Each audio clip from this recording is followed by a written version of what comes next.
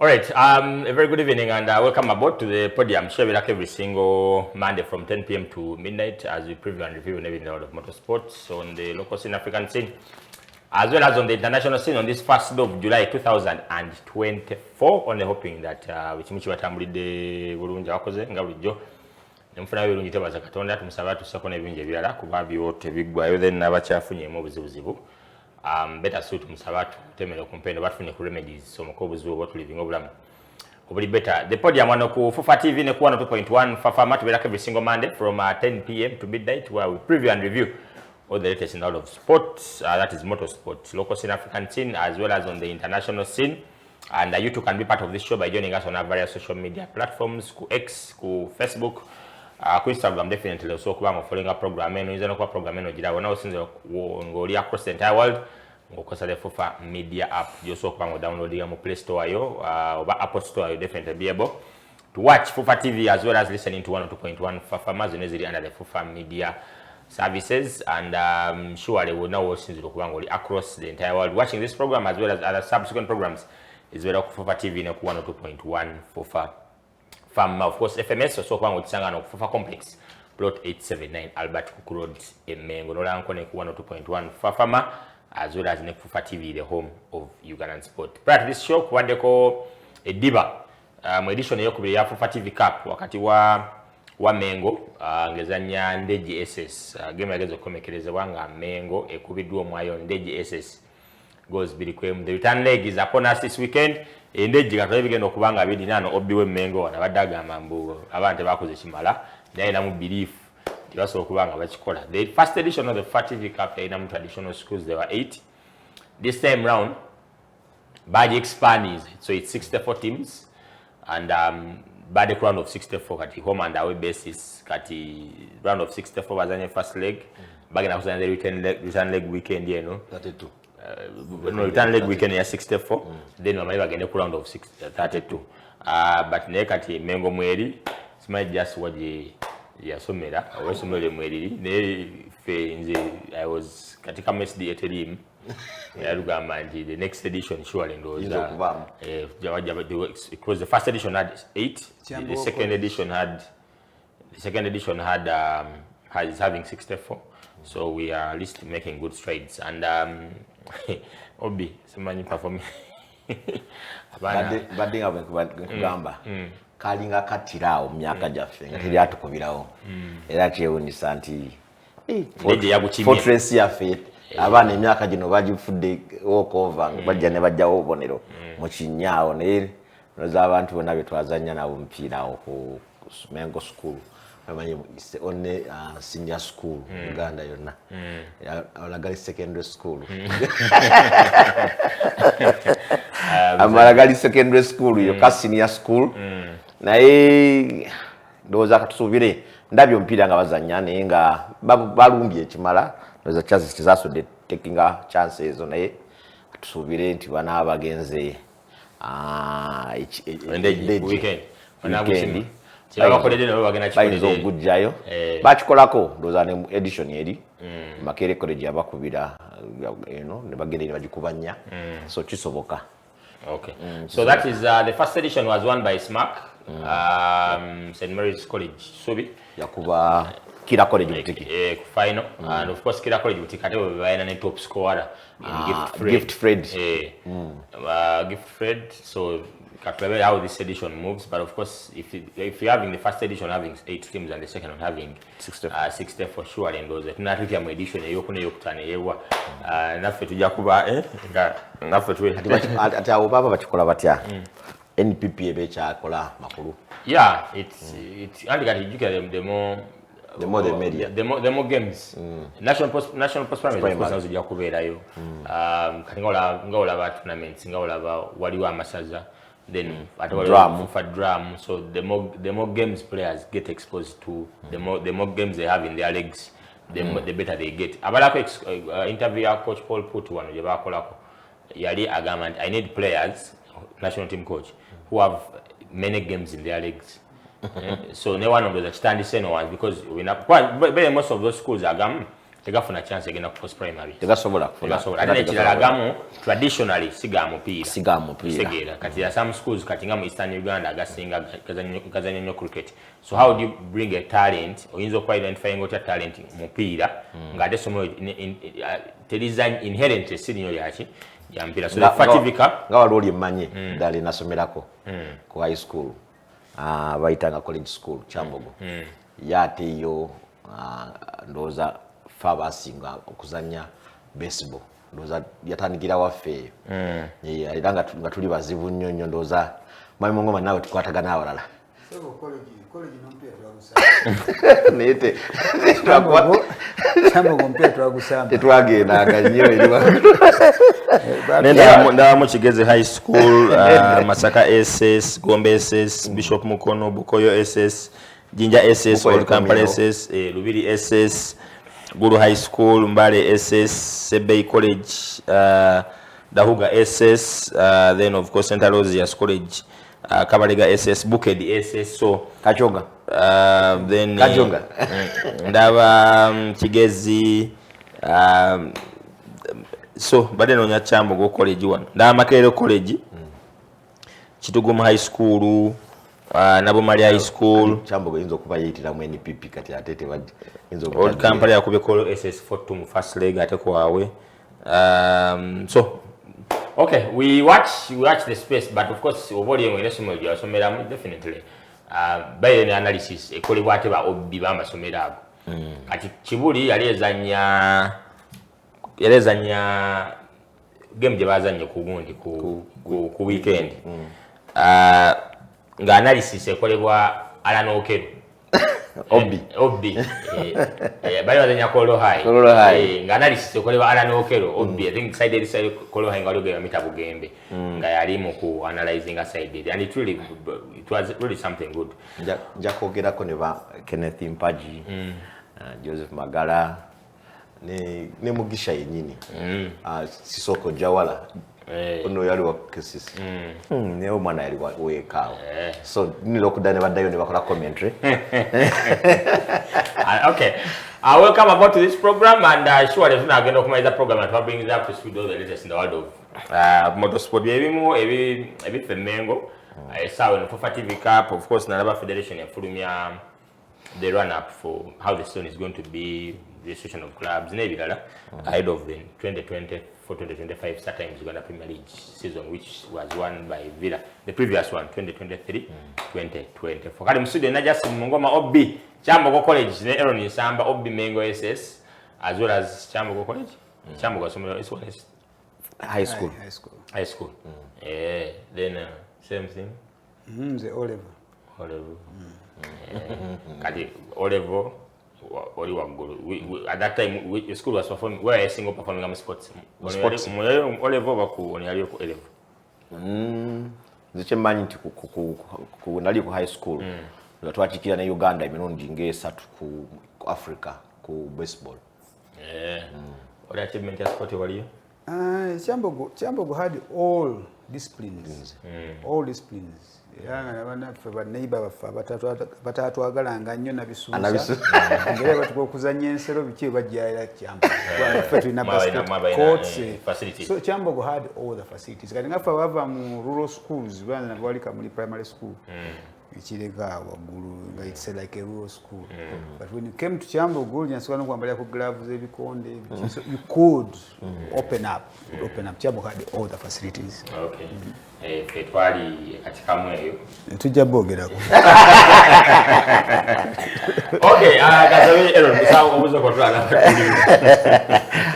abatwa mwenna ku Fufa TV naba batuliza ku 102.1 Fufa FM amanya ne dobo 0 Nsamba iranga bulijjo libasanyu gerere tutufisawa kade tujja tubere ku kumpeoza family services ngatogera kumuzanyo tusingo okwagala kaba libasanyu gerere yatusinga okwebaza management tuwanga kakisakano kaseera butakowa tuwa mukisagano kubera kumpeozayo July ngalumu 2024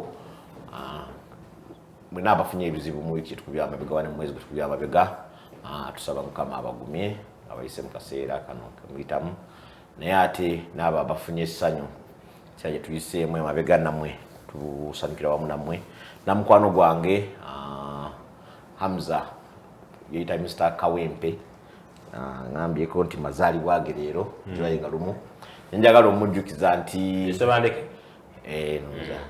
njagala omujjukiza nti naku leero azaalibwa n'omuvuzi w'emmotoka eza Formula 1 Daniel Kiado bamuzaala nga July 7 naye ate atakoma kwawo banamizanyo bangi abazaalibwa ku naku olwo otaddeko Carl Lewis yali sprinter wa USA, Patrick Kluivert wa Netherlands ne Ruud van Nistelrooy mwena aba Manchester United zabamujjukira kati ko bano ba socialist ba Justin Mungoma omwami oyo azaalibwa wa July 1 date ye mwezaalibwako Princess Diana, Princess of Wales. So abazaalibwa leero tubayozayuza abazaalibwa amalungi so naye mwena tubagala okuwuliza obulungi wana okulaba obulungi program ene ya motorsport. Okay.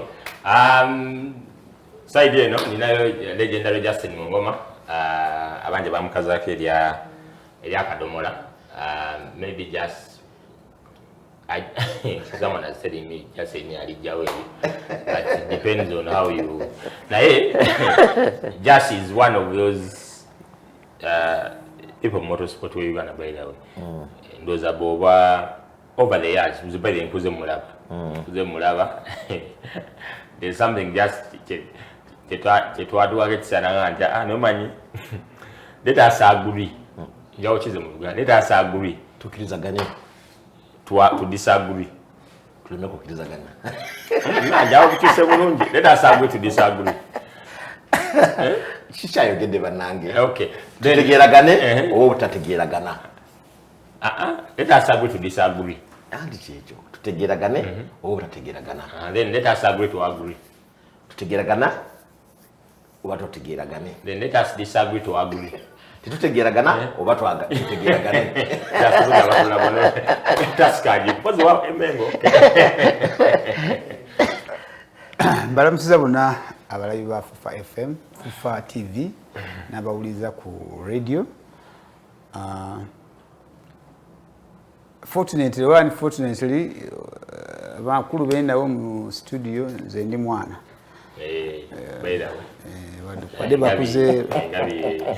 Bakuze banda bane ndi mwana. It doesn't take away anything. Twabakojjabo. Nze mbadde njogera kojja. So nze bammange bangabi nolwekyo mwesange engabi nfukamira. Tweyanziza olunaku luno tweyanziza obudde obutuweebwa Fufa TV and establishment. Tusuubira nti osanga omuzannyo gufunamu oba gujja funamu. Abazaaliddwa leero sijja bigenda abamu okuzaalibwa kwabwe kwandisanze na mukwano gwange yakafa ebiseera yagamba nga senga oluusi omanya nti akaana kano ke bazadde kagenda kuba kazibu. N'okalekayo mu ddwaliro n'ogenda okola ebirala. Kuli kabebi kaana kikalenzi kawala. Kumbe olese ekizibu mu family oba mu lujja. So mukulu Hamza, happy birthday n'abala bonna. Katusuubire nti mulina kimugatta ku ggwanga lyaffe. Okay, just so I sakade twagala kutakunfuba ne just we twalimu COVID. So the twakola na COVID years zatandikanga 3 paka 6 because of the curfew. Twakuba ne just. Watukanga mutyama ngwe wakanga kumbi. Yes, yangaze jatuka gwempita. Ela yatuka kale. We're going to talk about a lot regarding our sport in our but of course I think more gabadeo in the world of motorsport agasoka nga tunada just Kenya wana kumulirano very disturbing news. Emotoka ya Kif Belani ya wedeo ya tokomose abayinza okujjukiza ku motoka eyo. Yes, kone yasoko kunjo tuterrorizing wano mpandi ya 2017 ndoza.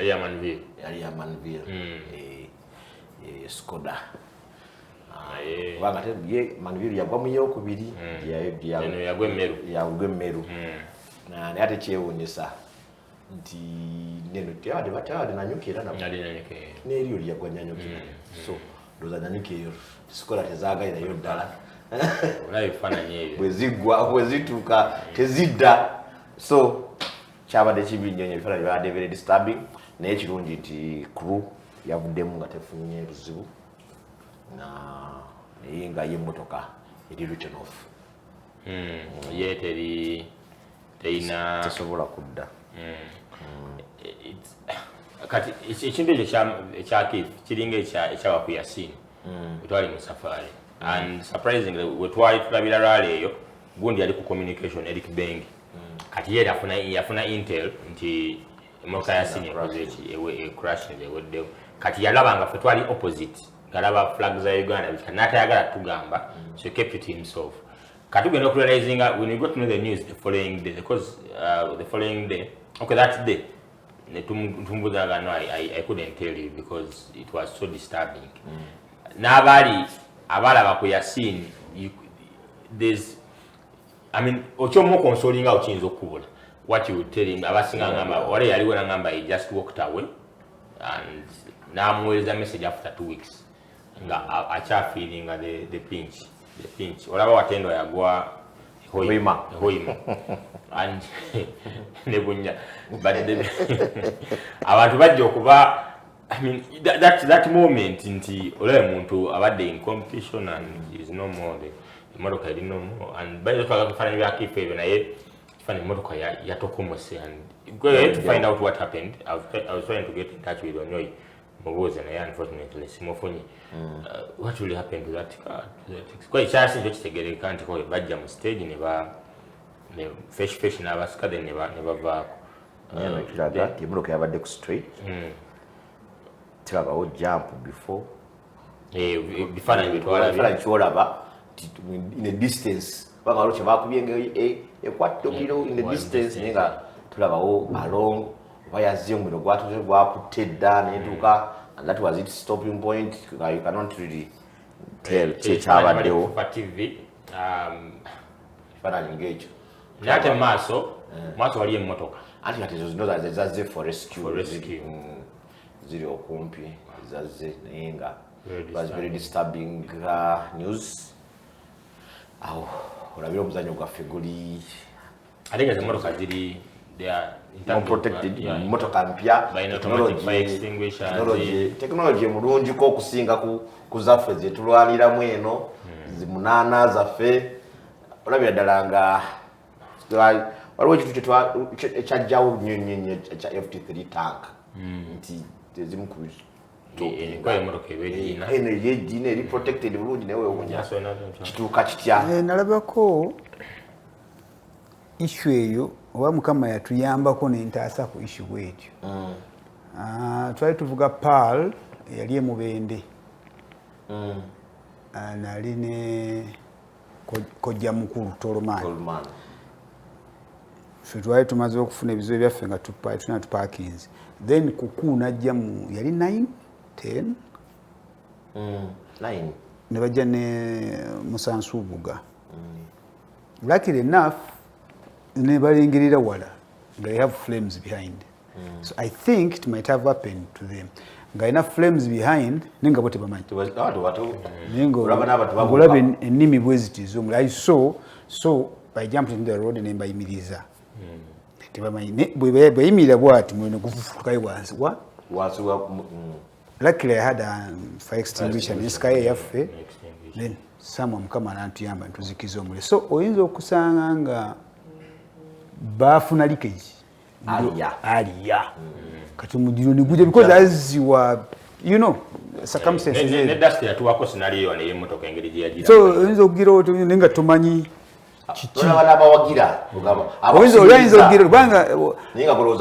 I think if I hadn't stood in the middle of the road sankukuya ndoza nti so I think kibi nnyo ekintu ng'ekyo but luckily enough life is more important twalina Yusuf n'atunyumiza scenario ya kuba nemmotoka yaggwawo naye ngeri naye agenda okulanga omuliro guva oozing from behind and getting in front all they had to do is just get out and but ate Yusuf Alaina ebintu byalina mu kasawo. Byasinga I think there is variables. Kachaka nayagala okuddayo bikola ki? Kati mu dikosi y'okugulawo oluggi. That is why egundi ebanga steam kind of. Anti kufuna oxygen. More oxygen. Ogulawo no kufuna oxygen. Atenga obanga amplifies. Okay, we're going for a break. We'll come out. We pick it up from there.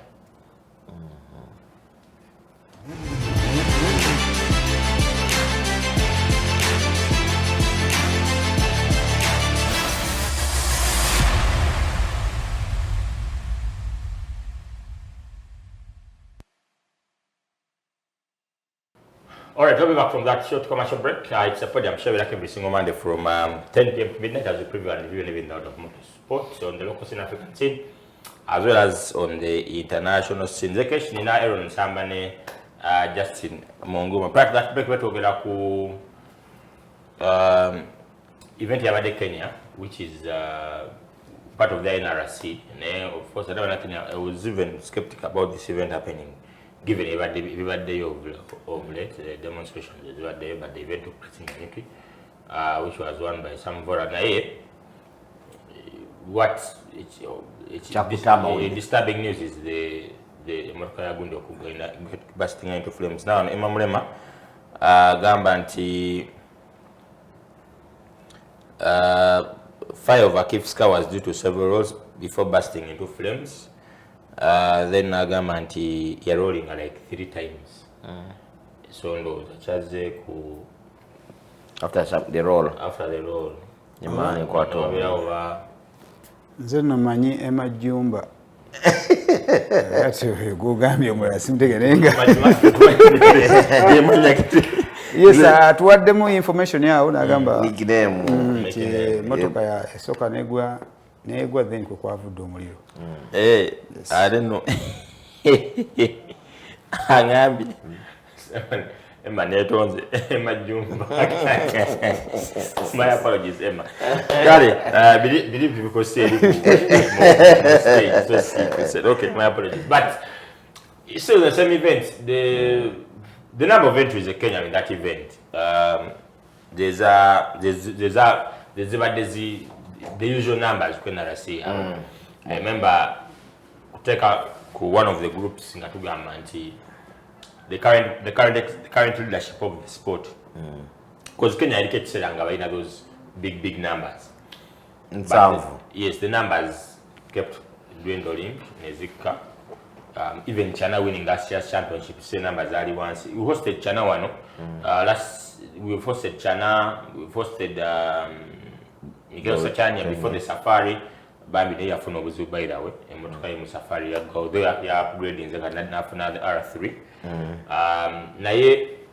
To ask them the same questions, about why did Kenyan entries, what is that one? So of course now we got issue ya COVID. Those I think there were 9 entries in that event. They got consonga ya COVID, now got economy and everything. But this it has kept on. We don't say okay, bad in your Eric Bengi young am netwa hosting a show. Eric Bengi naga na Kenya ba concentrate in rally cross. Name autocross. Electoral rally cross events are atezi na a lot of traction by the way. A sport which we are yet to develop in Uganda. But for them it's a very lucrative event by very many entries. Kariaga ma busy compensating then Nebob Kaugi, the co-driver to Don Smith around 2016 African Rally Championship. For them, the NRC it's a logistical nightmare. Tambula from different Kenya reversed. Some of them are concentrating on more cheap and affordable for them than doing the. Now, one was about it before. Because there was COVID, there was economies, but there must have been other factors. Ono president aliko muturi mu statement je yakola mu acceptance speech yogera ebintu bingi, but the 2 things he talked about, one agenda muteniwa yagenda fuba okulaba nga akomyawo the vibe in the Kenya National Rally Championship. Ekyokubiri n'agamba agenda kwongera ku number of motorsporting disciplines Kenya. Gundi yajaziri, there were 5 against over, I think there were 16. Ayagala Kimathi. Ayagala ye mutuli aveko nga ayingide 25 or 26 or so. At least it's added on what Finesse has that did, because in the Finesse anazi yasanga unayonga na improve. Ne chine cha entries Kenya. Chali, it was the same thing. So it was chili kumanje nyo muteni wa yeno. Kwa beza kumofuna several times, but we have not been successful. Hope in the near future to jamufuna. But just so on how given your history, your experience, your knowledge in sport your life, we wouldn't want to be to try and of course for the Kenyans, they're not saying bad about them but wish them the best where they were. But abatiro with any Professor Lumumba Gamanti landmines orizi yali nyako ate gotoina ziri nyako if you're to progress. Where it all went, we may not entirely know because them came SF Bagamanti, there were some issues inside, but finally bibatulaga ku face into COVID, financial issues and everything, economy. Nembagamba money mune byali internally ebiri emabega. That's why I put come because of the image of the association or the federation. Negative as a sport just ngawojira from way back from 2000. Okuva sport FMU yatandiba from AAU. Paka where those are 24 years from 2000 paka 2024. We have new administration. Around the 23 kale. 23. Around the 1st of May. Wade ku katikati. How do you see the sport? The state of motorsport in our country, because China trickle down, the state China trickle down effect, for number of entries and the competition levels. Because when the event, when rally again okuda in a rasi for the Chilean official, there were 31 to 32 entries. I think about that 37. There were 2 foreigners. It's about 35. The locals had 35, the foreigners, Patel and Amza, there were only 2 other entries. Ekibuzo kiri broad, and I think it calls for understanding. Sijja kugamba nnyo nti ntegeera nnyo motorsport we Kenya, naye ku bitono byenzize badde tuwulira. You have hinted about it into there are other forces. They many because they have the WRC, and probably if they never had the WRC, the stories would have been different. Openly, what does that call for? Chitegeza chi nti wano of recently while we have event nengola bela ya pushing out pushes. We also it's pushing abantu nina mukali twanisenga top kazi nya bajja bana basatu last year event last year. Yes, ngebisigaye twekwasa bwekwasa. So it comes back to Jituli tutegeka tutyo omuzannyo gwaffe ebigendererwa byaffe biriki as a federation. Yes. What are our intentions? Is it the sport? Is it personal? You know, it comes back to you and it haunts. Onacho yogeddeko wano nti mukama bwakuvaamu n'otayigira ku nsobi za munno. Musajja gwe, mukyala gwe, muwala gwe, mulenzi gwe oba musiru nnyo. I'm sorry, nyinza bankozesa ekigambo ekizito, but that's the fact. Bw'otayigira ku nsobi muno z'akoze, kati n'olinda naawe okole ensobi y'emu omange embaata. Olaba embaata ezo zitambula mu layini negwa mu kinya n'eddala nazirundalundangako ebyekivubuka. So there are mistakes. Politics wa motorsport owe Kenya, and by the way, watunulyako we South Africa. Chembe ya tero mungamba mu ojjukiramu entries ze baalinanga neze balina kati and where they are.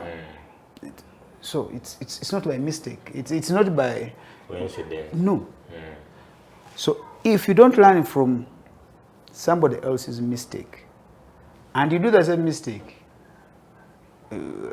you are daft. You are daft. So Kenya is suffering. Twalabanga factions nga balina factions Abarabu n'Abayindi. Abayindi. Banga both they are the biggest. Abarabu n'Abayindi. We went to Kenya sometime. I did a rally in Nanyuki with Andrew Kimura. Nenga Camp Seros by then just bamekaba manyi Andrew Kimura. Nze. Okay. Nange. So this thing has been growing. Nina mkwano wange ayagala nnyo kanisa kunsinga aweereza nnyo. Kanisa yafuna obuzibu ati bishop najja nagamba kanisa eyo egenda kugwa. Nego ojjizaawo. Nga kyategeeza ki? Okugoba abakristaayo okufuluma ne batadda kyamu. Kusande tebakyajja. Naye bwe batandika nti Reverend gwe mbadde temwagala oba agenze okukomya abakristaayo abo. You know? So I think this has been a problem. And unfortunately, it's also here. Abamu tetwagala kiwulira tukyetoloola, but it's here. It's here. It's breeding. Bekiba nsiri zizaala. Musujja gujja kutuluma. It's taking time. It's taking root. As it's taking time, it's taking root. So it's upon the leaders nti bwotuna muzanyo guno gye gwava. Muzanyo kigirako twasimbulako rally ya Mbarara, one of the biggest events we had by then, before again what has happened. Njikira Mr. Umar Mayanja yali aguze ka Evo 3 nga bavuga ne Edison Mungereza. Twasimbule motoka mwenda. That NRC going to Mbarara. By then Riazi nga ina Subaru ya blue. Ichali nga ina Evo. So you see where we are coming from. Then somehow abantu bateeka museri because people have put in a lot of money and resources n'obudde bwabwe netuuka ku entries ezo. Tero obale motoka ziri mbikomera eza rally. Ngoita tunda ajagala ng'engato y'omupiira ekaddiye amayife baatugobanga ku bisaawe nalamu abalalu ngamba todda wano week osikekyo kangende but tomorrow at 4 ekitambo nekitandika okulinnya kati meanwhile mikwano gyo bonna bambuse ku kisaawe abakidde ku kisaawe kati gwe awo kanojja nobombabomba mpola nobeera bali omupiira guyita wooli n'ogubaweereza kusa nsamba twagambye tutya todda ku kisaawe. No, these guys are serious. India, but now it is catching up with you. So it goes back to leadership, administration, respect, integrity. Respect and integrity. Yes. And I've seen us degenerating. From those two aspects? 4.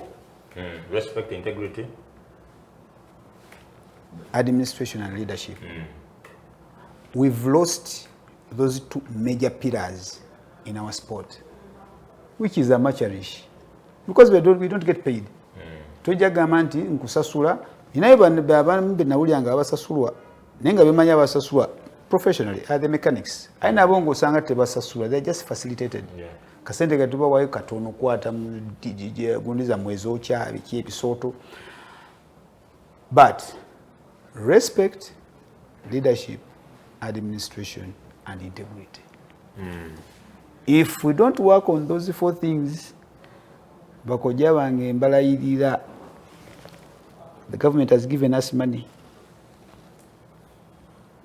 but even lack of integrity will lead us to zero. Lack of integrity will lead us to losing our properties. And at the end of the day, the sport will go down. because me ekitono kyenina because you know even gundi motorsport tukatuyinza okwogera nti oyagala kuzimba disciplines wetaaga ki okuzimba disciplines it's me and you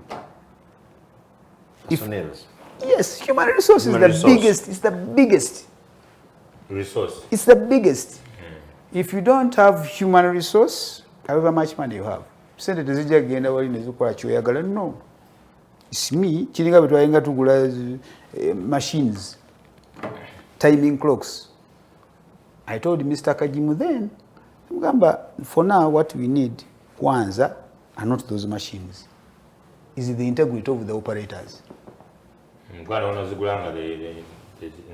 tezikira because nezibirawo zokka so those 4 segments are paramount or else we shall zendowooza I'm not a prophet of doom nekyenzize ndabaku emyaka emitono gye tubadde ffenna kaganga ogenda okulowooza ennyo nogamba Ronald kiki ekyatuuka Ronald baali bavuga n'ensamba it was a good team what happened kale ogenda okuwuliriza nti bamuwa ssente agulewo ovulo bulinga obuntu obutonotono but it's a cancer and when it starts eating you up believe you me nationally we are doomed. I might be wrong but the rate I've seen nze bwe ndowooza ebintu ebyo bina leadership administration integrity and respect because that it can in my view it can be summed up okay in a nutshell degeneration right the sporters in terms because these 4 aspects form the sport and is it because we have some a boost in spend in government no it started and some of us talked about these issues prior yes even before COVID let me tell you one thing before one COVID day, yes one day I was in because I think until Mr. Lubega came in Maikoja nze nga sikola season nga mvuga events 2 n'enzirayo mu binyumira ebirala ebikwataganira ne rally dime counters affair at times you are unofficial the COC Koja Lubega is the only driver who took me up netukola season but one day I was in Lubiri and then Festino and we were about to tags of competitors then nenda babanangi navigators nga bazitunda I was hurt because you knowing what it takes to organize an event kakati golimu overall we call ourselves millionaires and billionaires bakwode taaga kubanga wali okuyingira mutwalo size bakwode taaga togenda gitunda mutwalo 15 3 7 around there I talked to some of these guys I met 2 we are dying kubanga yambade ovule fanange yemyufu kati mwena mukola chechimu the fire so it has been growing then it came even up to leadership we've had stories let's not pretend we've had stories remember baba balese amazi shirts nze mbadde ko n'abantu binakwata shirts nebuuza agenda kwesimba okwero siembale nti azigabe because if I have these 10 shirts what am I going to use nga nemwe ekumala zifaanagana kati nojamba ide myaka mingi kakati bwe bali na 3 so you see the degeneration and when you talk about it Ronald says Geoffrey byasanga byayongera then you say I think we are losing it because some of us had some good mentors Ajirisa Nsubuga, Jabedi Musa. But today, when you look at how we are going, we don't learn from other people's mistake. I'll give you one example. I had the drivers bafunye by representatives. Kusisi. Pasua ne Olinga. Yes. I was on a Saturday media, Nembagamba, that is very, very wrong. It's illegal. Even morally wrong. Kubanga where we came from, Chegambe Chokwiga from other people's mistakes. That used to be the norm. But we had clashes. Some of us were still very young, but I saw Moses Matovu representing drivers and competitors at the CC. And then, by then we had some big drivers, Mr. Rumala and Abed Musa. But there was a big problem, because I used to sit with Abed Musa on a daily basis. Moses yakoze what? Eteka na ebalize bulungi. So I told your assistant secretary, Jackson, what you have done is wrong and illegal, because the constitution tells you you will have a representative. But it tells you buli atula commissions ezo ne committees, standing committees, must not be an active competitor. What have you done?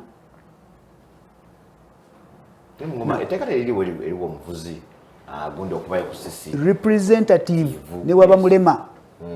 Your representative are representing interests zo. Naye must not be what?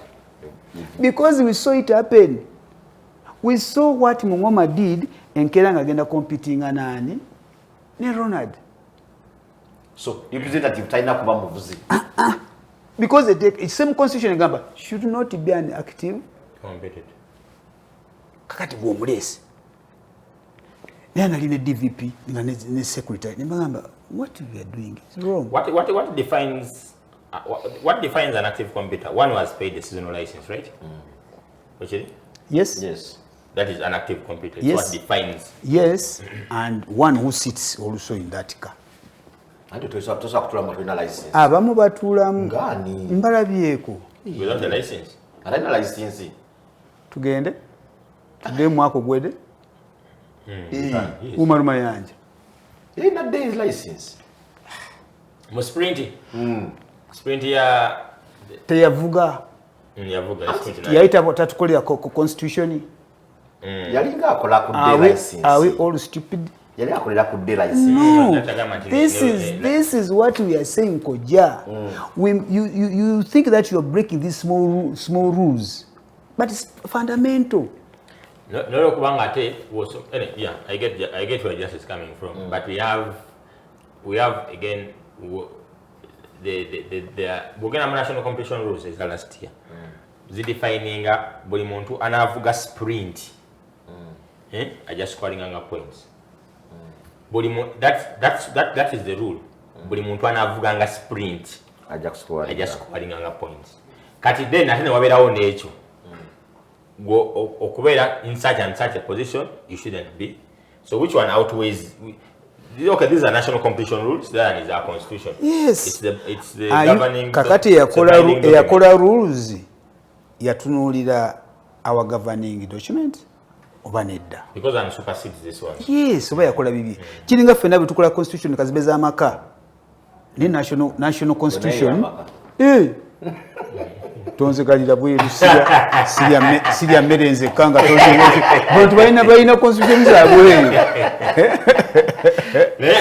ekwati wako baje kwa ali akwati gwe mukubo oluyi agenda ku police olawo be yeggwanga tekwate ku yiyo yeggwanga superseding yes. So abantu bache twagambanga abantu tugamba nti naye abantu bana abakola ebintu tebamanyi, they don't know and they don't want to learn, because whatever you are doing regs supplementary, whatever you are doing ne fear yenyine gamba kola mateeka agajja ewuwo paka tojja kujja wano nga tuvugira ku gundi ku maramu waffe olete spiked tires because Italy bavuga. No. They are telling you kole kijja mu environment you, although there are some rules that na sporting code yonna mizayo gyonna olaba football. This house here chesingo kola is football, soccer. What happens is omuntu akwatidde omupiira mu box kakati refu yatandika okugamba nti gumukubyeko those technicalities ninga funa tukimanyi sporting code egamba ki penalty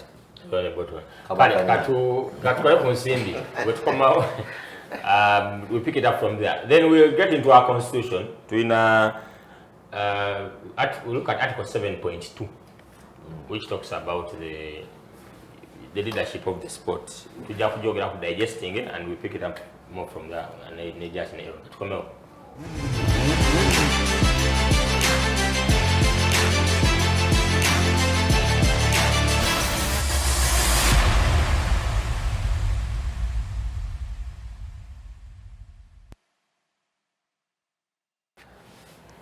All right. All right, tushali ku 102.1 performance for TV home of Uganda Sports program the Podium every single Monday from 10 p.m. to midnight as a preview and review. The name out of motorsport. Mo nyo kwambla program eno ina emababumba Charles Rubowa beba mukuba yatudde mu bintu yatudde mu bintu Charles na yanne labira nnyo nakwezi mu ontanga yakurwemu yasosoteekayo entry event nje tugenda ne Charles nyo kusibira entando kweso base kubulya Rubowa wamanze kakugambe Rubowa byokola bya bikaba bisima naye nabadeko ne audio tayina kiwage nabadeko na yesterday tayina kyo tugamba nakubira Steven okuwonga amwelele soft copy ya entry form ayakola mu ka change side eri ayoza wali Rubowa tugeze okumaliriza nga bamuziza naye tabu ya Johnson will represent for UMOSPOC tele mutale wele no kundabira ddala nsimanyi obona okikola Jeff Kabagambe Cool David Bitalo Prosperous Namara mulabi wa program masho tumira nyo Aaron kai nawe atujja kwa tusoma comments za mu because of the program. But Aaron, in light of what Justin has as in the point, respect, integrity, administration, and management, we can look at Article 7.2. You know, administration and management, we go more Article 7.2. Of course, maybe integrity and respect. When Article 7.2, you get an executive committee. In a composition, in a president, vice president, but 3 deputy vice presidents. So could you want motorcycling or vintage? Then no motorcycling, then kuliko touring and karting, vintage, then no same bio, about motor riding. All those positions were filled. That is the management committee. General secretary, assistant general secretary, treasurer, assistant treasurer. Bange bachusiza treasurer achuse mkuru Joseph Mwangala yaliwo kati. Yachukubamu kati ala nikaliwo. 7 what? 7.2. The president chairperson for the president chairperson for each affiliated club. We have a executive committee. Though you have input ya just ku constitution ya fail, must say. Qualification of members. No one shall qualify for the above. We don't have meeting our requirements. You know, must be Ugandan, 25 years of age, high integrity, good character. Not Uganda. A resident. Resident. Nizo kubanga di muna Kenya. Ninga di resident in Uganda. Must be a resident of Uganda. Must be at least 25 years of age. Must be of high integrity. Yes, at Yogendeko, good character, respectable, and literate. Literate kitegeza kijasi. Mumaso mu luzungu. Literate nga saje yasomere kyambo kutoka ekigambo literate. Bano zejala kukinyonyirwe mu ngeri etu. Omuntu asobola okuwandika n'okusoma. ya muntu ali literate. Integrity just achogeddeko ipointi yadde yokubiri high integrity nga oli integrity. Wato yambe muntu atabite. Sina kilo bazipimira. Bapimira integrity. Neze nawe tumanyi integrity kiki. And in Uganda ye muntu omwesimbu. Mwesimbu. Bwendowooza naye Luganda lwange nnyiga lunyige bwentyo. Omwesimbu ne trustworthy ebya omwesigwa ye trustworthy. Omwesimbu yalina integrity. Good character. Yaliwo yalina empisa ennungi. Respectable. Aweebwa ekitiibwa. Oyinza okuba Bukenya tuyimira babiri bagayi. Nsambo na respectable. Bukenya bago. Era nsamba yo mulaba.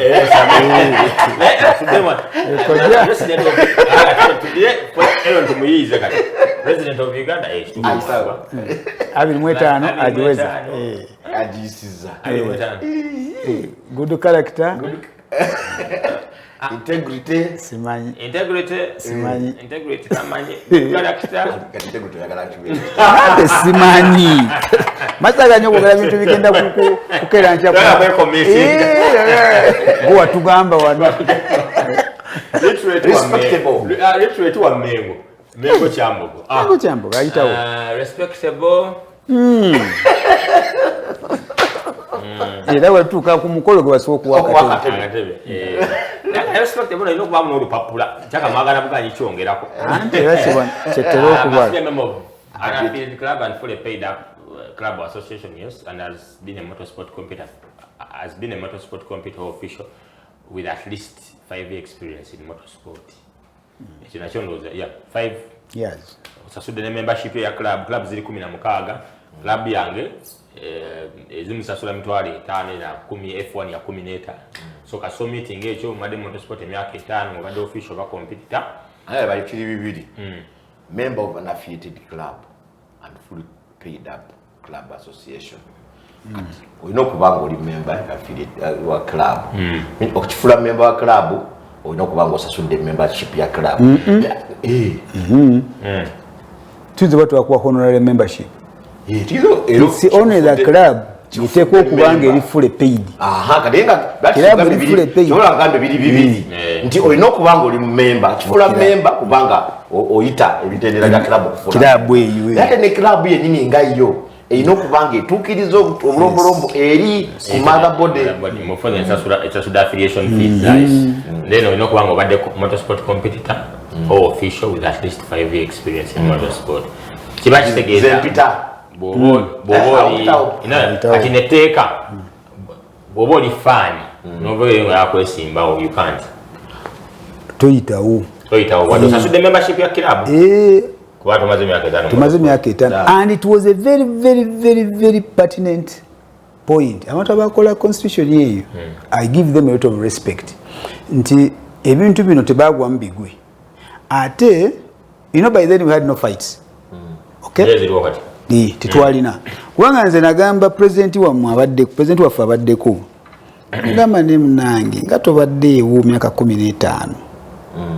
Okay, so awe ekyabulamu gamba nti egiri immediate tomanyi biriwaawo wakati awo kate kiri kiruwa ayinza kubanga point neemu point yemu must be a member blah blah blah blah has been a motorsport competitor or official for 5 years. 5 years. Niyenze ndoza bekugamba nti wadde mbadde 14 siriiwo kati. Naye nalina emyaka 5 nagigenda. Anti nze ndowooza. Era nakirowoozaamu. Kiyinza obanga si kituufu oba kituufu. Naye nze nalowoozaamu nti emyaka eyo gyandibadde immediate. Kubanga sijja kwagala kwogera ku kakati ojja kuleeta munyegera. Suspector. Omwe position is out of touch. Yes, and it happens. Yes, nawe kati ola profession zolina zemmanyiiko nti olwaleero ne bakujja wano emyaka 10 n'okomawo things are different. Kebeereewo mu garage. So I think 5 years, yes, but egiri immediate. Obenga you are in touch. Nebogendo kulembera. Okay. Then must not have been convicted. That's what them to displaying the other sections they take care. Article 4. 6. 6 years must not have been convicted of a disciplinary offense or sanctioned for bringing the sport into disrepute by a competent FMU tribunal or a tribunal of a recognized ASN or FMN in the preceding 5 years. Preceding 5 years. Article 5. Must be convicted of criminal offense in a competent court of law punishable by imprisonment for a term exceeding 9 months without the option of a fine.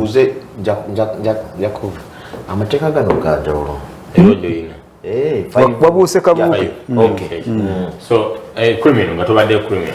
Okigenze waggulu eri mu national for a term of simanyi nkyalikiria imprisonment. sirinawo awona nkyayita What defines imprisonment? That is going to zero something. andi oyinza okuba bakutaddeyo okyalidda conviction nagamba tekalidikirya must not have been convicted. nze oyinza okugenda eruzira nobeerayo ekintu ekisinga okunjagaza constitution yeno luzungu lwayo talina tho ati just English must not have been convicted of a disciplinary offense in the competent court of a criminal offense in a competent court of law punishable by imprisonment. Wana Uganda nyakkirizibwa ku imprisoninga Courts. only wana tuyinza ku imprisoninga muntu. Okay, so it was very clear. For a term exceeding 9 months without provision of a fine. In other words, if your term is below that,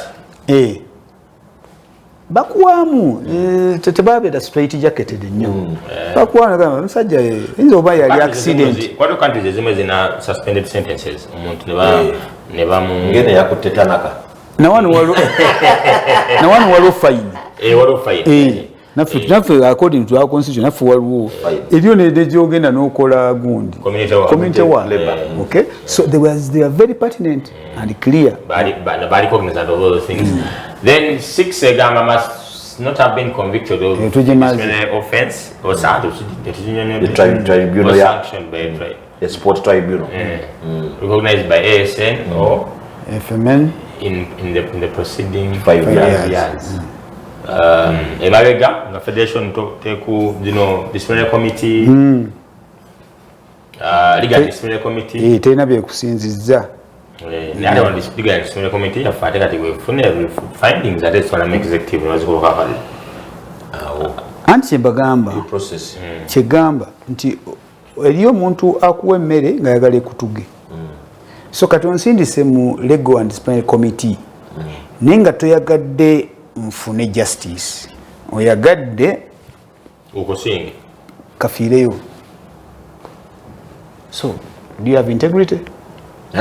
just wengambira nti ate system awo constitution yaffe weyatulimbiramuko buuza lwaki bw'oba subjecting to the constitutional and legal committee ngeya federation ngeeyo let it pronounce itself on all issues ezipatendinga omusango ogwo rather than ogukwata nnyo neekolanga ikola ku recommendation nti bwe mala okola byonna okukukuuliza na biki ate decision ngikwasa oli aba agikoleramu decision. This is what we've been having.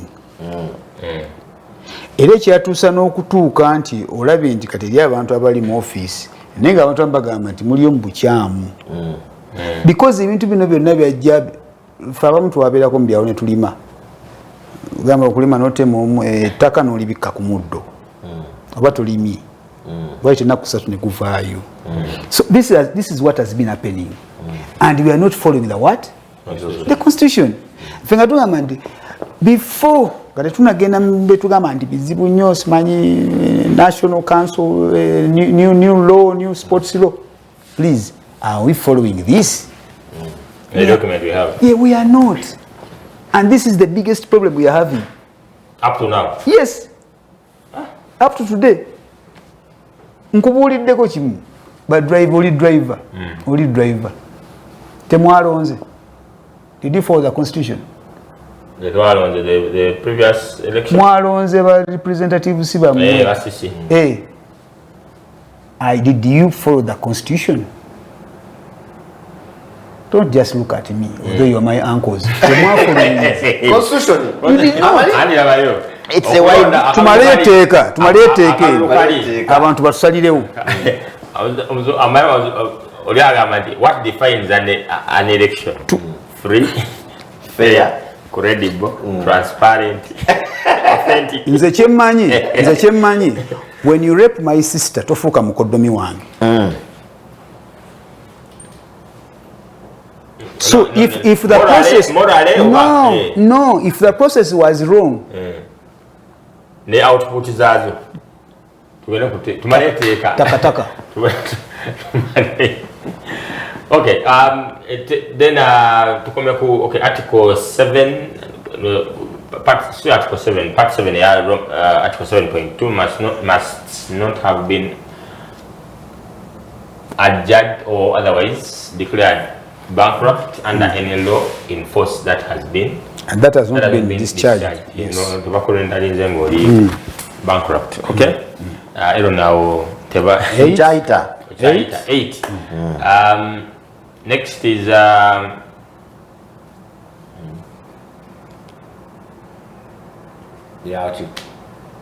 eight is must not have been bankrupt. Then I think gainfully employed. Must be gainfully employed or operating on self-sustaining business concern. Now, let's define what is gainfully employed. Because one nomination forms what defines gainful employment? You put in your contract.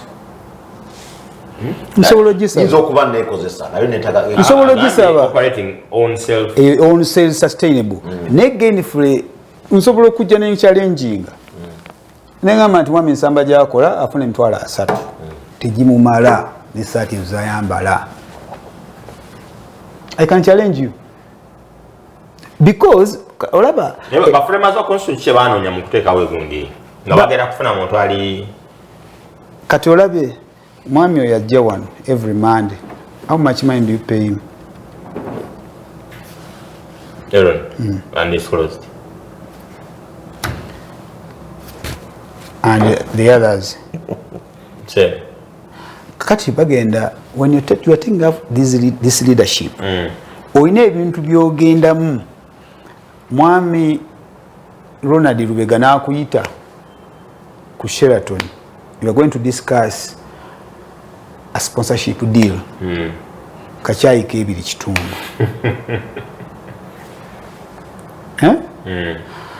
So kibayagala okugira nti omuntu ono nga yestuddemu nga yestuddemu aleme kutufuukira ate kizibu nga buli kyalabako ayagala kirya. When you are gainfully employed, it's easy to have integrity. A good character. It's easier than omuntu atali employed. Then when mukapata hogamba operating a self-sustaining business. Yes, nina banga tokozesebwa nga weekozesa. Okay, because what I'm looking for is the range. I think this is economics. Because self-sustaining, with due respect, I can have a small. Let me go into the mechanics. Then take it over. I can have a small, a shop, workshop. A shop. I'm selling spare parts. So I'm making the oil filters.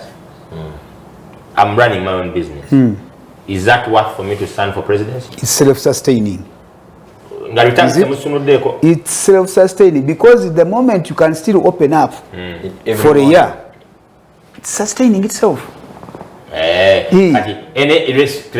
How much one earns as long as it's doing that one is self-sustaining. Social rent, otambula nojja amafuta oba transport wo nojja n'ekyemisana n'abakozi bo. Kakati this business here for kale kangambe fufa FM or fufa TV. We think it's self-sustaining. Why? Ikyaliwo. Era toyinza kungamba nti the moment fufa keremererwa kugisustaininga ijja kugalawo. Not so. kuba talina mabanja gegenda kulya ku mpewo eyo eri amabanja tesobola tejja kuba tekyasobola so self sustaining tebanga employed wona ali employed bakuyita ku 2 bakugoba ku 6 nze n'amaduuka genda ba mu Kampala omwo nosanga edduuka etunda jita neligulawo January 22 covid ngayikola yes niba mekawa gula jita nengo noonya jitas mu maka nga tuziraba ninga they're working so yonamalaja empapula self sustaining okay ono engineer mulamba so wachaita wale tukio mukwachira wale wadako kale the last part of that of the rule that is 7.2 then must be a member of the General Assembly kwera member wa General Assembly chakitegeeza nti club ye kunominating not only that Nzo kubanga oli senator nzo banga oli ku management nzo ko ate commissioners commissioners are people okay taberako must be a person of good standing ya batyo good standing nze kiba ki emphasizing character integrity nebi tebagamba nti basezi abagundi basezi webityo okay then kachino kiri mu ethics kirabika ethics good standing yes tena blemish eliawo must not be an active competitor ati mwami Mungoma awo wenyini wembadde njagala okujja kuteeka eri kutwala ku commission edinga ya competition committee kwako nadala gundi ezo point ezo waliwo bagambira nti drivers representative so the competitor representative must meet criteria as laid down in article 7.2.3 yeyo except 7.2.3 9 is edi say 9 wait again edi 9 10 and 11 it's 10 ix okuda bakola ensobi banga 7.2.3 ix ix is 9 and xi utegera must be good. XI must be a person of good standing kati sategera understanding yacho wevanga sitegedde a competitor representative must meet criteria as laid down in article 7.2.3 except 7.2.39 and 7.2.311 this is my thinking 9 kati bagamba nti gwana nituyikira oyuzo obutaba kwebyo yes lero ina fortune sebuguzi manya gift sebuguzi nze Mungoma ngenda okutandika okutuula mu raleka ebiseera nga tebatusaba na driving license ngoba navigator si co drive the permit nga tulina driving license oyina competition license but without a driving license so oyinza okubanga you are not gainfully employed nenga bali balabye nti you can articulate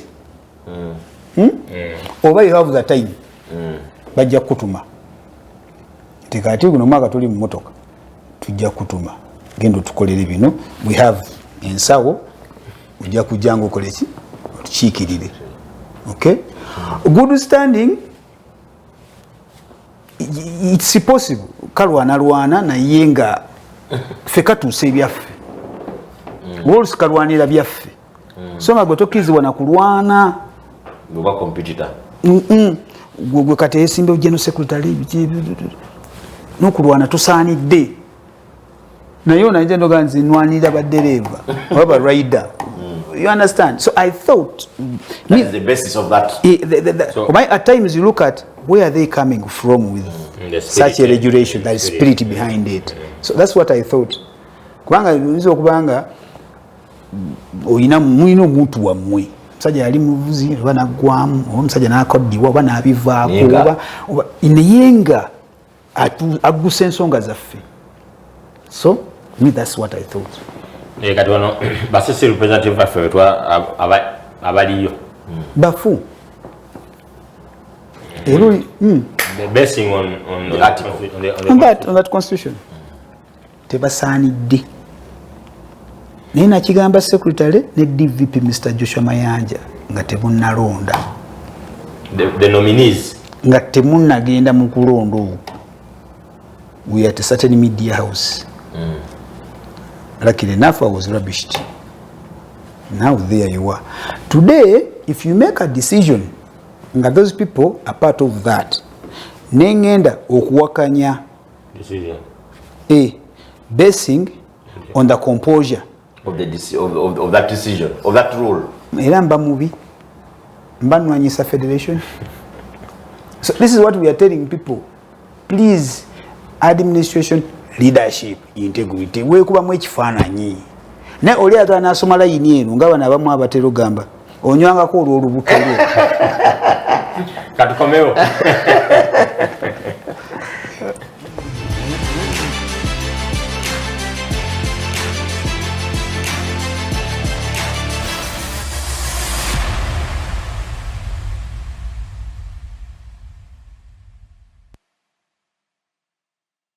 All right, we'll be back from that short commercial break. Discussion one continuing in break of the women go on. I'm over there and I got down Obi Alikiria, no. Alikiria, no. In a parliament, you're telling now, so, with all that, just what does it talk of our new? Because I'll give an example. When Cranes had failed to qualify for AFCON, after a number of attempts, Federation under the leadership of the FIFA President, Moses Magogo, Honorable, bakola symposium of all stakeholders in Mupira. They met at Africana. Bonna bajja to brainstorm wise and the team qualify. Ngojeko binebya the tactical technical part abane bajja okuwa input zaabwe from our players. But every stakeholder ne bajja ne bawa input zaabwe. Federation came up with a document. Nibagamba okay, we twagatherinze katambulye ku bino. Right? The team qualified in 2017. Nambola. After 39 years, we got breaking a jinx at 39 years. Then in 2019, we still go to back. Okay? Because the 2019 AFCON they expanded from 16 teams to 24. Year previous, in 2017, yali tight in out of the 54 African countries, one we were expanding and focus at 24. The half of Africa is at AFCON. Right? People had issues in Vajida routines and a still because we have the group stages. 6 groups, 4 teams each group, then again a round of 16. Senegal ya tujiram mane ya tu orusimbi ya take out mane tabu ne na tumaliza tetuvama. But what change there was a collection of ideas. Maybe that's what we need to do as a sport. As the current leadership, current management, can't it call for kind of a symposium, kind of a dialogue and everything. As in, you bring all stakeholders, you bring just where have we lost it? Because maybe I don't think I've lost it. I could be a leader. Vice president, in a position at the management level. Now they never look right trajectory, right track. But someone asks an open question, where do you think we have lost it? And you bring all these ideas and for the better cause. I've had ears on the ground. You hear people abama ataba challenge apart from this thing what we've been talking of here. Abama ataba abatariko ataba wakanya. The way this management came into existence in Ediwo. Abagama it was didn't follow the right fora, the rules were they didn't follow the constitution. Nigati Ediwo they were sworn in, they are backwards in Nepal, but we have issues with the IGG, we have ranging from the previous management. And just where and how long are you going to be in charge? Season, from a computer perspective, someone has told me the championship it can be challenged. Boss. Today Masaka, today Jinja Mupalo. Mugenda Jinja Mupalo. Tugenda Jinja Mwena Sedako. Mugando so challenging a championship yagu no mwaka. Alenga go chigamba. Tagala bawa gulu. I want to open the swarm of. But just how best can we cure this? Can we remedies? Yes. For the first time,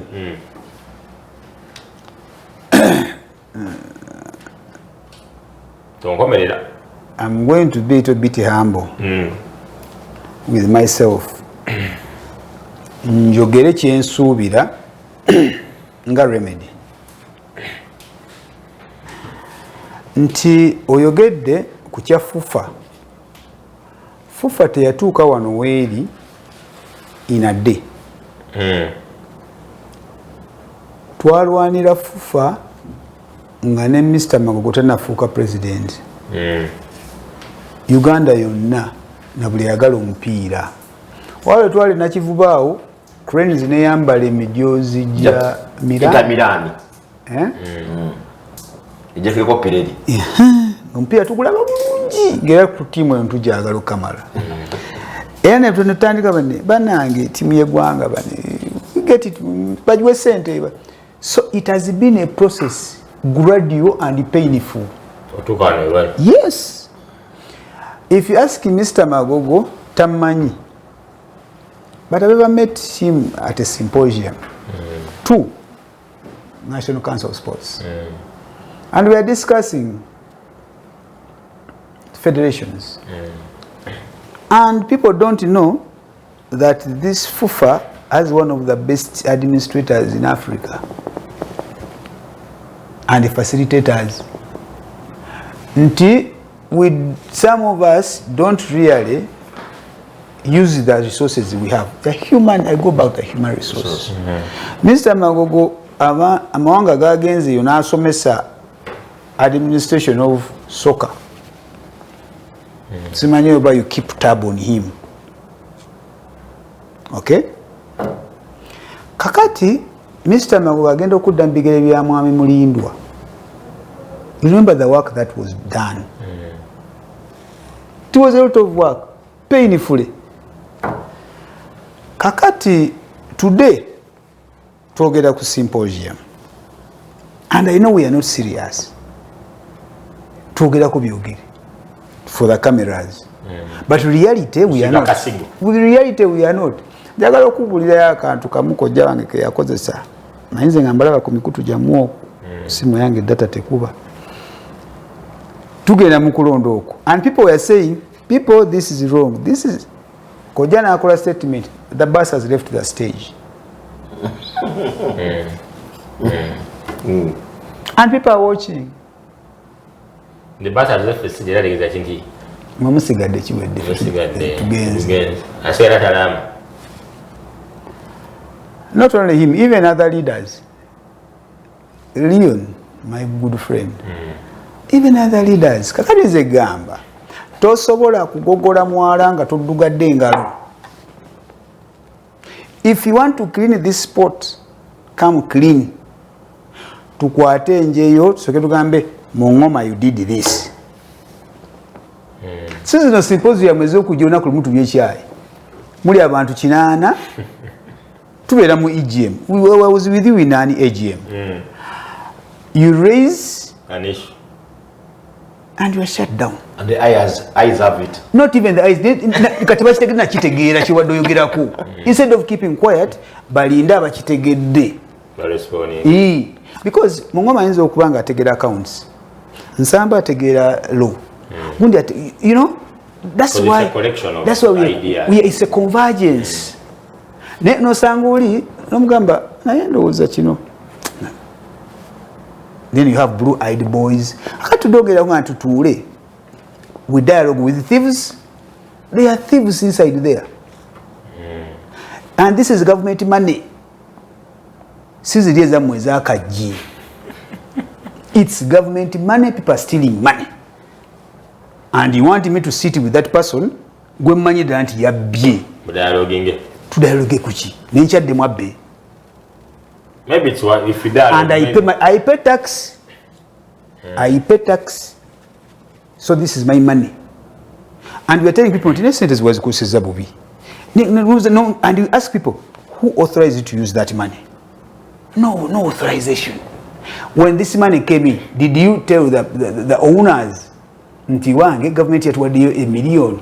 You remember, for us we used to tell people that there is money, and they are saying no money, until Mr. Ogwell, National Council of Sports, they gave you this money. You remember, we're in that meeting together. So, if you want to clean the sport, baby, never to know kujawu, because at the IGG cases ziriyo zikwata ku bintu ebyo.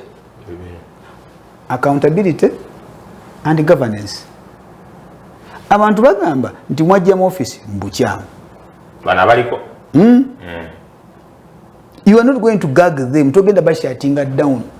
You can succeed today, but tomorrow ili tutulijja kuvaayo finali tufumitirewo kati bagamba nti let's see tugambe nti MUNGOMA please, because now we look at our LDC when it come into office. How many cases have they handled? How have they handled them? Where are the results? Look at your court of appeal. Zerabagamba wale bageta court of appeal. Embaga kulaba tenyo quoting amateeka. Anza amateeka saagasoma. Naye kukyemanyika ekitono. Tetubeera na temporary court.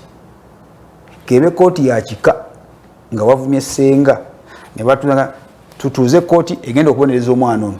Tebeera temporary. You come up and say you have a temporary court. Akati ne musango gwesaze kuba temporary. What you are doing is wrong. I cannot go to that court because toyinza kumpita mu court of appeal nga sirabika nkomo esooka. Ekyo omuntu wana ina record yekyali okwo. Mr. Umaru Mayanja yagenda mu court of appeal. Yagenda n'akola appeal nga takoze protest. N'osasula receipt. Kakati yamanyi akati eyo omukulu gubatuwa alenga na appeal yagisinga akole constitution yagisinga appeal tonaba kasi we are saying even the constitutional review it was not fit. But this federation is big, so the bana ababujibo bunyama. They took it up and they said you are wrong. Now where is he? Where is all that money we spent? They sat almost how many times? And then it was okayed by the assembly. The assembly etaina that right. Chitugamba. Chitugamba nti bwebanga eri gyewavudde oyo noonyi. Ne product efuluma tebaki. Chigamba nti that constitution we have that is 29 pages. Why etututte ebbanga eryo nga tugikkiririzaamu mu ebintu ebisinga nti it was done in good faith. We had no fights. Nzigula constitution eyo balondanga abantu bundi tetumwagala. Bas. These guys sat, spent their time. Some of them, not people like Mr. Kabega, Mark Dusman. Those people, I think they had the. Okay? So, what I'm saying is, way forward. Abaliko bakiriza nti there is a problem. They have a problem. Because even these ones, let me give you ebintu bino ebisesa. Nabana bagamba nti they want to dialogue. Somebody comes and starts on the wrong note. Recently in Namamve, wabaddewo TNT, TT, drug race. Yes, sir. And the club, that was an internal activity of the club. But the club went and requested for all permissions. Permissions were given, then people start dilly-dallying. Omukulu DVP akutte permit ya police gye batuwadde agituulidde. We want to use it, agituulidde. jangu wano nsanga wano those games. Afterwards, on the last day je twayitanga scrutineering on Friday, he calls drivers and instructs them not to drive. Mr. Manja Joshua, he called the rally drivers who had registered on Friday ku saa musanvu. And why would he do that? Era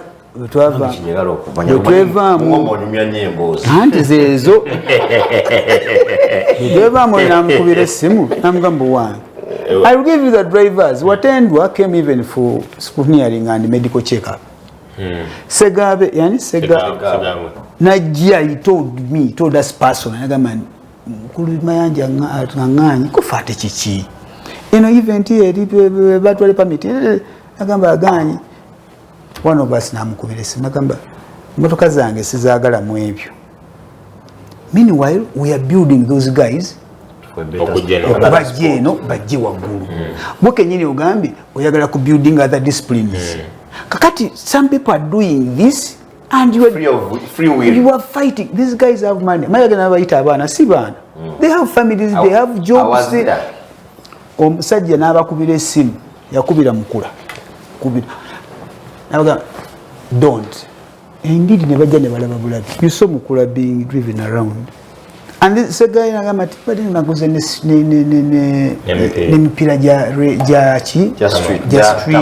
Ne fana joint ne ball joints zachi za tamak. Na bira what? Kakati now this is a person agambye nti azze mutima mulungi to dialogue. You understand where you're coming from? So this is the leadership. Nagande leadership, administration, integrity and respect. Ompadde mmere naye oyagala entugga enfe. So this is what they do. And he has started at that note. I don't know how we, because just speaking out his mind, which is entitled. Yeah, exactly. The way he sees things and tries to correlate with what is trying. How best to move from the current state? Countries like Kenya and Evidala, it could have been because of administration and it's carrying on. God just wa hintinzeko for starters. So ketukirize ensori za fefena. Do is it? Tesura kwa ndiziriwo. Ayezi unazizo kuba ziri side zombi. So weziba side zombi. Izo kwa walonde ziri mubanga nga sizaba na abalwana oba sizaba nabalwanisa ngazo mwazirekawo wakati. So ekisoka kya byonna nga bwetero okwogera acceptance. Tunakutandikira ku kisooka tukirize twabula. Otherwise turunning omuzannyo just tugende tuyite ogulumaka kugende tuddemu tulalimu. So you concur with just somehow to the next stage, yes. And ekyo tukyogedde lunye day in day out. Twagala bwe tumala okukkiriza acceptance tulyoke tulabe tugambe nti twagala tugende wa. Where do you want to go? We choose a direction. Wawe twagala okugenda. Otherwise tujja kusigala kino buli kimu tukola haphazardly. Buli kimu tukola haphazardly. Tandike ku kino maybe tujja kutuuka. Just I listen ku kintu kya TT. The potential I saw that weekend. Sasobola kugenda ku Sunday kubanga nalina ebyakola naye ku Saturday I was there. Nakubibwa omwami omu yali agenda okola mu budde omwami Nsereko Ibrahim. Nanga jango nyambeko watu na chogena kona jango nyambeko auditing biti bitine nganja kujja and I really went down there.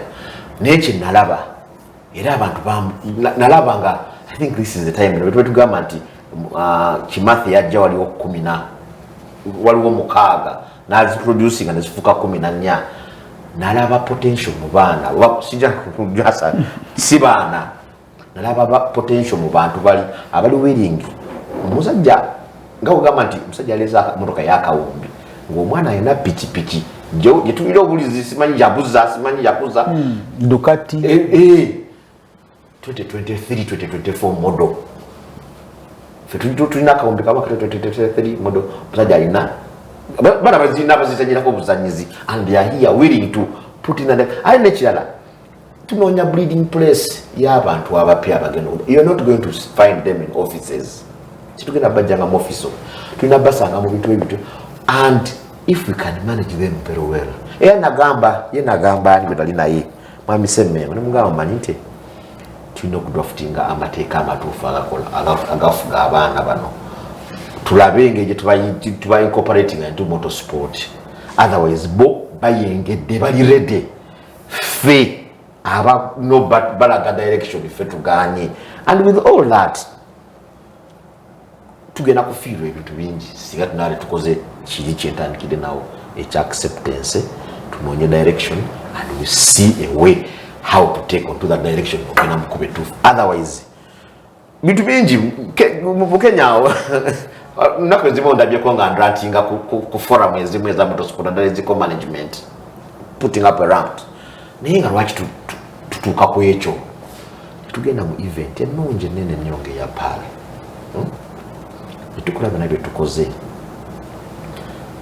etuva mu event nga times the penalties ziri audited kino kyali live nakomyewo ku forum baleba nange omulimu gwa audit moral ya palo gwali ki kubanga tungamba kiti yaliwo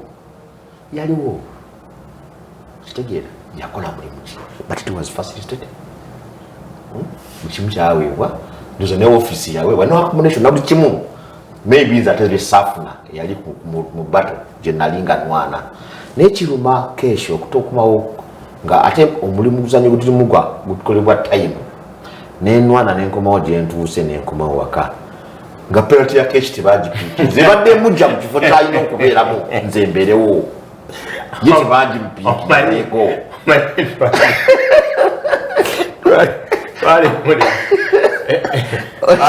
twali mu review bano balina issues zebaroyizinga ku crew number 5 ya ponsano lwakataaka ponsi naye bairawe abenga bye bamuzaala nabakojja kati nobeera ate ku lw'endala eteekayo ndoza crew number 3 yes ya Sebuguzi na Anthony nabo nga balina concerts kati mukola background checks ngeyo nga crew yaffe 100 eriyo ku ezo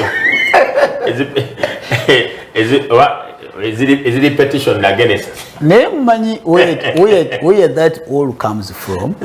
Have you sat properly ngojemo busungu notanga okuloza nikiva kuki? But let me ask you a question before. Okay, even our time is past. Did you have these things before? Are they replicating? Are they new? When it's inexperience. Kubanga siyo siwa event ya paro. Nunwali pali ya hobi. Eyasoka yakola ati. Silabanga ko observer report. Inexperience chigojonza that you can write home about. Openly. One has been driving for a long time. Driving, as a cooking and eating are two different things. I'm telling you. We were with that gentleman in Namamve. Titi. Had taken time nene nnyo okubeera ne event ninga nina kukola micromanagement. Notatulako na wansi for a full day. You saw what was happening. Because discipline abantu betwali nabonga ebintu bipya. Because we lost some 2 years. Bangi kitu ekyo twali tukitandise luli ku DP bwe yajja ne team ne bakikola ki? Bakitta. Kakati obeera awo hey, don't do. You saw all the time. All the time. Kakati mukulu Maru, with due respect, he has driven. Taina experience him. Yacho vola. Nabera nani? Ani assistant to? Deputy? Enokoring. What experience does he have? Enoch has done a number of local events. At that level? Yes. Yes. I am telling you, nze kankubulire kyekye na government wotayigira ku nsobi zange. Gwe nokola ezizo. Eri ebintu ebakola nze kankubulire. Ask some people in team yange naga oyejukula about ni watasobola kukola kino na kino because I've seen it happen. Not once, not twice. I've told you, I was taught by the best. Twaina Jedrisa Subuga, Sam Sali, Aja Bedi Musabi, Gombe, Kugamanga, Odero, Jano Tomeda, Gaya Kula to get a collection. These are the people. Whatever are they Kalisu? Kalisu Jews. Guno. Sali would and Waju a Wakula, Waju Bialim, Jawlo Chine Biabade, a ginger. In a piri. Speak what? Without some section time, sometimes something happened here, and where the assembly does. Time card one, Umaru Yajukwat. Are you aware? Yeah, Masaka. Just saying the Chiro. A ginger, Elisius. Do you have creativity? Do you have integrity? That card just so quite a kind of day of Zingamba just Koja. Yes, Umalainzo Kuba, maybe he was a bit lapse. Not maybe. Na ye, gwe bakutadde gwe baronze mubanja abantu babaza sesas abantu bameka Uganda kati ana mukala ne balonda abantu basatu mubere mu audit ya Uganda yonna tumanye mulimu gwa inogo inakola abali bakola time babasasulwa sente meka ekichoksa twasakimanya kyase suwa obukadde bumeka timing system ya obukadde bumeka. No, but it doesn't capture penalty. Anti katubuliriza fetwatandika gundi ya ani Paul president wa UMC twagitandika nze Paulo JB Tendo Ray nga tuli Hoima nga mutabani wa kisitwa tulemeseza nsaba laptop bili sina centers. Well, we don't have that money. Can't we have plan B? That's how we started. So now this man has yes. Now this man has a system which needs like 2 million shillings to 3 to enhance. Ojigobi. Olese yeli obusaswa sedemeka.